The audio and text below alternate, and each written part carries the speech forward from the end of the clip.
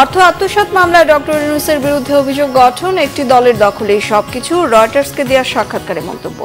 অসত্য প্রচারণা চালানোর অভিযোগ আইনমন্ত্রীর। জনগণের প্রধান শত্রুতে পরিণত হয়েছে আওয়ামী লীগ, মির্জা ফখরুলের অভিযোগ। গণতন্ত্র পুনরুদ্ধারের সংগ্রামে ঐক্যবদ্ধ হওয়ার আহ্বান নেতাদের। সাবেক আইজিপি বেনজির ও তার স্ত্রী সন্তানদের নামে ঢাকায় আরো ফ্ল্যাট ও প্লট। রূপগঞ্জ ও বান্দরবানে জমি জব্দ ও দুটি প্রতিষ্ঠানের শেয়ার ফ্রিজের নির্দেশ আদালতের। বাজেটে অর্থনৈতিক সূচকগুলোর লক্ষ্যমাত্রা বাস্তবায়নযোগ্য নয়, অভিমত সিপিটির। অর্থনৈতিক ক্ষেত্রে বিশৃঙ্খলা দূর করতে নির্দেশনা নেই। দেখছিলেন বিআরবি কেবল সংবাদ শিরোনাম, এবার বিস্তারিত। মানি লন্ডারিং প্রতিরোধ আইনের মামলায় নোবেলজয়ী অর্থনীতিবিদ ডক্টর মোহাম্মদ ইউনূস সহ 14 জনের বিরুদ্ধে অভিযোগ গঠন করেছে আদালত। বুধবার ঢাকার বিশেষ জজ আদালত 4-এ চার্জ গঠনের মধ্য দিয়ে এই মামলার বিচার কাজ শুরু হলো। সাক্ষ্য গ্রহণের জন্য আগামী 15 জুলাই দিন ধার্য করেছে আদালত। অর্থ আত্মসাতের মামলায় লোহার কাঠগড়ায় দাঁড়ানোকে অপমানজনক উল্লেখ করে হয়রানির অভিযোগ তুলেছেন ডক্টর ইউনূস। আরও জানাচ্ছেন দীপন দেওয়ান। গ্রামীণ টেলিকমের কর্মীদের লভ্যাংশের 25 কোটি 22 লাখ টাকা আত্মসাতের অভিযোগে দায়ের করা এই মামলায় গত 1 ফেব্রুয়ারি ডক্টর ইউনূস সহ 14 জনের বিরুদ্ধে আদালতে অভিযোগপত্র দেয় দুর্নীতি দমন কমিশন দুদক। মানি লন্ডারিং প্রতিরোধ আইনের মামলায় অভিযোগ গঠনকে কেন্দ্র করে নোবেলজয়ী অর্থনীতিবিদ ডক্টর মোহাম্মদ ইউনূস সহ 14 জন বুধবার সকালে আদালতে হাজির হন। অভিযোগ গঠনের সময় ডক্টর ইউনূস সহ অন্যরা নিজেদের নিরপরাধ দাবি করেন। আদালতের কাছে ন্যায় বিচার চান তারা। মানি লন্ডারিং, তারপরে আত্মসাৎ, প্রতারণা, এই শব্দগুলোর সঙ্গে আমার কি যুক্তি আছে আমি তো জানি না। এটা আমি শিখি নাই কোনোদিন, করি নাই কোনোদিন। কাজে হঠাৎ করেই প্রকাণ্ড রকমের শব্দগুলো আমার উপর আরোপ করা হচ্ছে, সেটার বিচার হবে সেটা বুঝতে পারছি না আর কি। সেটা কেন হয় যে এটাই হলো হয়রানি, যে আমার কাছে বোধগম্য, আমার সহকর্মীদের কাছে বোধগম্য হচ্ছে না, কারো কাছে বোধগম্য হচ্ছে না। আমরা সারা জীবন তো মানুষের সেবাতেই কাটিয়েছি। এই অর্থ আত্মসাৎ করার জন্য তো আমরা আসি, নিজেদের অর্থ ব্যয় করে আমরা এসেছি, এটাই আমাদের ইতিহাস। কাজে এখানে কেন হচ্ছে এটাই হলো হয়রানি, যে আমাদের বোধের মধ্যে আসছে না। মামলাটি দ্রুত শেষ করতে সরকার পক্ষ বারবার চেষ্টা করছে বলেও অভিযোগ করেন আসামি পক্ষের আইনজীবী। এই মামলা তো দ্রুত বিচার আইনের মামলা না, এটা স্বাভাবিক নিয়মে চলবে। সুতরাং কোর্টকে অনুরোধ করেছি ন্যায় বিচারের জন্য স্বাভাবিক নিয়মের মাধ্যমে মামলার ডেট দেওয়ার জন্য, দ্রুত গতিতে না দেওয়ার জন্য। তারপরে সরকার পক্ষ বারে বারে চেষ্টা করছে মামলাটাকে অতি দ্রুত সমাপ্তি করার জন্য। এদিকে দুদকের আইনজীবী জানান সরকার কাউকে হয়রানি করছে না, নিয়ম মেনেই বিচার শুরু হয়েছে। তার বিরুদ্ধে চার্জ আজকে গঠিত হয়েছে।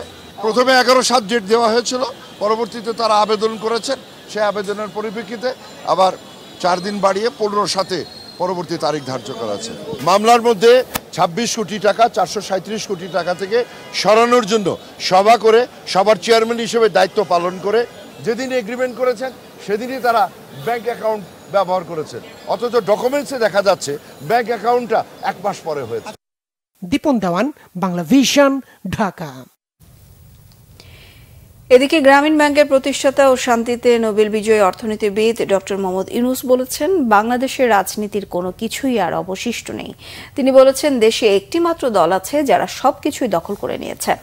নির্বাচনে জয়ী হতে দলটি সবকিছুই করছে বলেও অভিযোগ ডক্টর মোহাম্মদ ইউনূসের। মঙ্গলবার রাতে বার্তা সংস্থা রয়টার্সকে দেওয়া সাক্ষাৎকারে তিনি আরও বলেন, নির্বাচনে দলীয় প্রার্থী, স্বতন্ত্র প্রার্থী কিংবা ডামি প্রার্থী সবাই নানা উপায়ে নিজেরাই দাঁড় করিয়ে থাকে দলটি।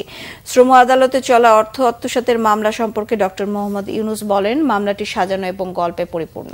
রাজনৈতিক দল গঠন সংক্রান্ত প্রশ্নের জবাবে তিনি পাল্টা প্রশ্ন রেখে বলেন, এ ধরনের তৎপরতা অপরাধ কিনা। তবে রাজনৈতিক দল গঠনের উদ্যোগের 10 সপ্তাহ পরে এ ধরনের পরিকল্পনা বাদ দেওয়া হয় বলেও রয়টার্সকে জানান তিনি। দেশে রাজনীতির কিছুই বাকি নেই।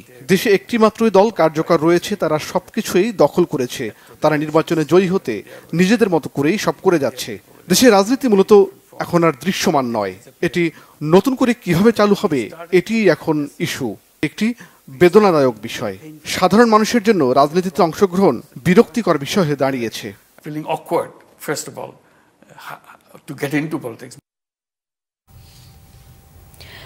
অন্যদিকে আইনমন্ত্রী আনিসুল হক বলেছেন, বিচার প্রক্রিয়া নিয়ে অসত্য প্রচারণা চালাচ্ছেন নোবেল বিজয়ী ডক্টর মোহাম্মদ ইউনূস। এটা দেশের জন্য অপমানজনক। গতকাল সচিবালয়ে ইউরোপীয় ইউনিয়নের প্রতিনিধি দলের সাথে বৈঠকে তিনি এই মন্তব্য করেন। ওনাদের দেশ থেকে অনেক প্রশ্ন আসছে ওনাদের কাছে, সেই সব জবাব এর জন্য ওনারা একটু ব্যাপারটা নিয়ে পরিষ্কার হতে চাচ্ছে। যে পরিষ্কার হওয়ার ব্যাপারে আমি তখন বলেছি যে ডক্টর ইউনূসের ব্যাপারে কি কি মামলা আছে, দেশের যে কোনো নাগরিক দেশের আইন ভঙ্গ করে তার যেরকম বিচার হয় ডক্টর ইউনূসের ঠিক সেইভাবে বিচার হচ্ছে। কিন্তু আমি এটা বলেছি যে ডক্টর ইউনূস যেই সব কথা বলে বেড়াচ্ছেন সেই সব কথা অসত্য এবং সেই সব কথা বাংলাদেশের জনগণের জন্য অপমানজনক। 21শে আগস্ট গ্রেনেড হামলা মামলায় দণ্ডপ্রাপ্ত তারেক রহমান সহ 15 আসামিকে গ্রেফতারের প্রচেষ্টা অব্যাহত রয়েছে বলে সংসদে জানিয়েছেন প্রধানমন্ত্রী শেখ হাসিনা। বুধবার সংসদ সদস্য ফরিদা ইয়াসমিনের লিখিত প্রশ্নের উত্তরে প্রধানমন্ত্রী তথ্য জানান। স্পিকার ডক্টর শিরিন শারমিন চৌধুরীর সভাপতিত্বে গতকাল বিকেল 4টায় সংসদের অধিবেশন শুরু হয়। প্রধানমন্ত্রী বলেন, 21 আগস্টের গ্রেনেড হামলায় তারেক রহমান ওরফে তারেক জিয়া সহ সাজাপ্রাপ্ত 15 আসামি বর্তমানে পলাতক। বিদেশে পলাতক আসামি মাওলানা তাজউদ্দিন, মোহাম্মদ হারিস চৌধুরী ও রাতুল আহমেদ বাবু ওরফে রাতুল বাবুর বিরুদ্ধে ইন্টারপোলের রেড নোটিশ জারি আছে। আরেক লিখিত প্রশ্নের জবাবে প্রধানমন্ত্রী জানান, উত্তরবঙ্গের তিস্তা নদী পারের মানুষের দুঃখ লাঘবে তিস্তা মহাপরিকল্পনা বাস্তবায়নের উদ্যোগ নিয়েছে সরকার। এজন্য চীন সরকারের প্রায় 8,210 কোটি টাকার আর্থিক সহায়তা পেতে কাজ শুরু হয়েছে। বিএনপির মহাসচিব মির্জা ফখরুল ইসলাম আলমগীর বলেছেন, জনগণের প্রধান শত্রুতে পরিণত হয়েছে আওয়ামী লীগ। তাই সরকারকে ক্ষমতায় দেখতে চায় না দেশের মানুষ। গণতন্ত্র পুনরুদ্ধারের সংগ্রামে ঐক্যবদ্ধ হওয়ার আহ্বান জানান বিএনপির মহাসচিব। রিপোর্ট সিকান্দার রেমানের। এইভাবে গণতন্ত্র পুনরুদ্ধার হবে না। ঢাকা রিপোর্টার্স ইউনিটিতে মত বিনিময় সভা, আয়োজক বিপ্লবী ওয়ার্কার্স পার্টি। যে দলটি সরকার বিরোধী যুগপৎ আন্দোলনে রাজপথে। আলোচনায় অংশ নেন বিরোধী রাজনৈতিক নেতারা। তারা কথা বলেন সরকারের ব্যর্থতা, অযোগ্যতা নিয়ে। অভিযোগ করেন নির্যাতনের, সেই সাথে ছিল আত্মসমালোচনাও। কেবল আবেগের ভিত্তিতে কথা বললে চলবে না। রাজপথে লড়াই যেমন করবেন তেমনি খেয়াল করবেন যাদের মাধ্যমে, যেসব দিয়ে, যে শক্তি দিয়ে এই অপশক্তিকে নিরপেক্ষ করা যায় কিংবা পরাজিত করা যায়, সেই শক্তিগুলোর সঙ্গেও আমাদের সেই ধরনের সমঝোতা লাগবে, সেই ধরনের আমাদের বোঝাপড়া লাগবে। এবং তার জন্যে আমরা যদি কেবলমাত্র এই সমস্ত কথা বলি, যেমন ধরেন সবাইকে এক হতে হবে এক মঞ্চে। আমি বহুবার বলেছি, এক মঞ্চে হইনি, আমরা হতে পারিনি। পারবো আগামীতে? যদি না পারি তাহলে 5 বছর পর্যন্ত সরকারকে কি লাইসেন্স দিয়ে দেবো? আমাদের এখনই বলতে হবে এই সরকারকে মানি না, মানবো না, লড়াই চলবে যতক্ষণ পর্যন্ত তাদের পরাজিত করতে না পারি। 10-15-20টা পরিবার যেভাবে দেশ তার যাতে অর্থনৈতিক কাজকে জিম্মি করে ফেলেছে, তাহলে সেই ব্যবস্থা কায়েম করা যায় না। এই কারণের জন্যে বাংলাদেশে বাস্তবে কোনো রাজনৈতিক সরকার নেই। একটা দুর্বৃত্ত মাফিয়াদের একটা সিন্ডিকেট বাস্তবে বাংলাদেশের বিপুল সম্ভাবনাময় দেশটাকে আজকে তারা ধ্বংস করে চলেছে। সরকার বিরোধী আন্দোলনের নেতৃত্বে থাকা দল বিএনপি। দলটির মহাসচিব মির্জা ফখরুল ইসলাম আলমগীরের অভিযোগ, দেশে সর্বগ্রাসী সংকট চলছে। রাজনৈতিক, অর্থনৈতিক সব জায়গায় সরকারের ব্যর্থতার ছাপ স্পষ্ট। একমাত্র এই জাতীয় পার্টি ছাড়া আর কেউ কিন্তু সেই নির্বাচনে অংশগ্রহণ করেনি, তথাকথিত নির্বাচনে। সেই জন্যই আমি সবসময় বলি যে আপনারা হঠকারিতা করার কোনো কাজ আপনার প্রয়োজন নেই, স্থানও নেই।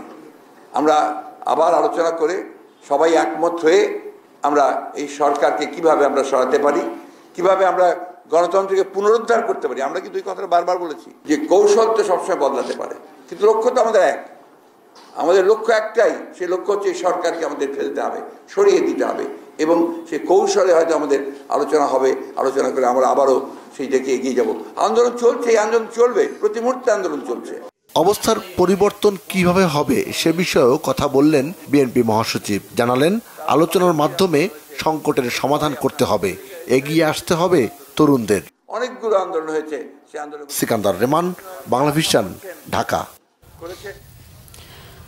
যত প্রভাবশালী হোক, আনোয়ারুল আজিম হত্যার বিচার প্রক্রিয়া কেউ প্রভাব বিস্তার করতে পারবে না বলেছেন স্বরাষ্ট্রমন্ত্রী আসাদুজ্জামান খান কামাল। এমপি আনারের মেয়ে মুমতারিন ফেরদৌস ডরিন বুধবার স্বরাষ্ট্রমন্ত্রীর সঙ্গে মন্ত্রণালয়ে দেখা করতে গেলে তিনি কথা বলেন। স্বরাষ্ট্রমন্ত্রী বলেন, আনোয়ারুল আজিম হত্যা মামলার তদন্ত সঠিক পথে এগুচ্ছে। জানান, গোয়েন্দা পুলিশের কাছে আটক ঝিনাইদহ জেলা আওয়ামী লীগের সাধারণ সম্পাদক সাইদুল করিম মিন্টুকে জিজ্ঞাসাবাদ শেষে সম্পৃক্ততা পেলে গ্রেফতার দেখানো হবে। এদিকে ঝিনাইদহের এমপি আজিম হত্যার সুষ্ঠু তদন্ত বিচারে প্রভাবশালীরা বাধাগ্রস্ত করতে পারে বলে আশঙ্কা প্রকাশ করেছেন তার মেয়ে মুমতারিন ফেরদৌস ডরিন। গত মাসে কলকাতায় চিকিৎসা নিতে গিয়ে খুন হন ঝিনাইদহ ৪ আসনের সংসদ সদস্য আনোয়ারুল আজিম। এর রহস্য উদ্ঘাটনে কাজ করছে বাংলাদেশ ও কলকাতার গোয়েন্দা পুলিশ। এটাই বলতে আসছি যে সঠিক তদন্ত করে কোনো তদবিরের চাপে পড়ে যেন আমার বাবার এই হত্যাকাণ্ড, এই নৃশংসভাবে নির্মমভাবে যে হত্যাকাণ্ড আপনারা জানেন, সেটিকে যেন বন্ধ করার চেষ্টা না করে, এটি যেন কোনো চাপের মুখে পড়ে সঠিক তদন্তটা যেন বন্ধ না হয়। আমি এর সঠিক বিচার চাই। বাবার হত্যার বিচার সে চাবে, এটি স্বাভাবিক। সেটাই সে বলতেছিল যে আপনারা যাতে কেউ পান না পেয়ে যায়, আপনার এই বিষয়টা মানে দেখবেন। আমরা আপনার যেটাই আপনার তদন্তে আসে আমরা সেটাই বিশ্বাস করি, কিন্তু আপনারা তদন্ত মানে যেভাবে করছেন কেউ যাতে পান না পেয়ে যায় সেইটার আমাদেরকে একটু রিকোয়েস্ট করে গেছে। আর এখানে চাপের তো কোনো প্রশ্নই আসে না, কে চাপ দিবে কাকে। একটা খুন হয়েছে, একটা আমাদের মাননীয় সংসদ সদস্য, তার যারা খুন করেছেন তাদেরকে আমাদের খুঁজে বের করার দায়িত্বটা আমাদের, আমরা তাই করছি। পুলিশের সাবেক আইজি বেনজির আহমেদ ও তার স্ত্রী সন্তানের নামে থাকা আরও সম্পত্তি, ফ্ল্যাট ও শেয়ার জব্দের নির্দেশ দিয়েছে আদালত। বুধবার দুর্নীতি দমন কমিশন দুদকের করা আবেদনের প্রেক্ষিতে ঢাকা মহানগর দায়রা জজ মোহাম্মদ জগলুল হোসেনের আদেশ দেন। মানি লন্ডারিং আইন 2012 এর 14 ধারা এবং দুর্নীতি দমন কমিশন বিধিমালা 2007 এর বিধি 18 অনুযায়ী স্থাবর সম্পত্তি ক্রোক এবং অস্থাবর সম্পত্তি ফ্রিজ করার নির্দেশ দিয়েছেন আদালত। স্থাবর সম্পত্তির মধ্যে রয়েছে রূপগঞ্জের 24 কাঠা জমি, উত্তরা 3 কাঠা জমি, বাড্ডায় 39.03% জমির উপর নির্মিত ভবনে 2টি অফিস স্পেস এবং বান্দরবান জেলায় 25 একর লিজ নেওয়া জমি।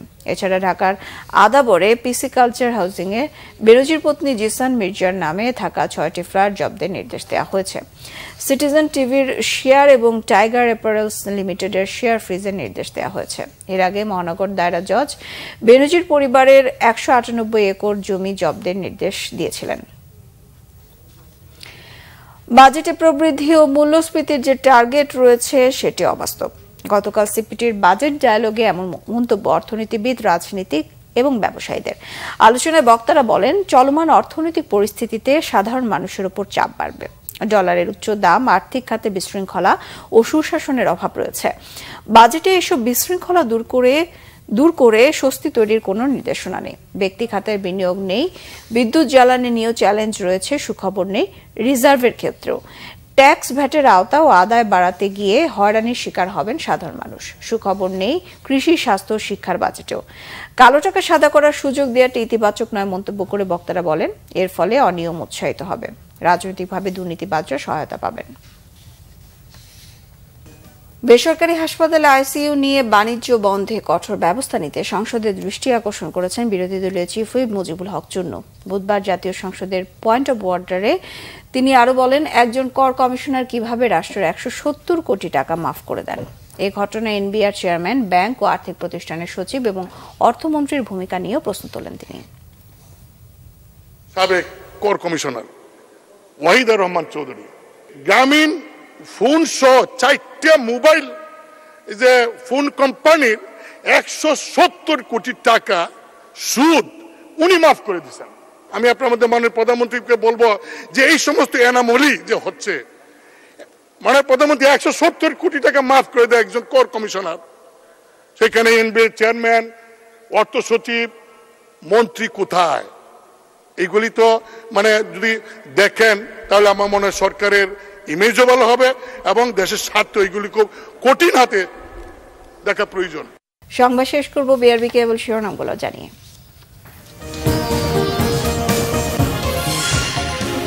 অর্থ আত্মসাৎ মামলায় ডক্টর ইউনূসের বিরুদ্ধে অভিযোগ গঠন, একটি দলের দখলে সবকিছু।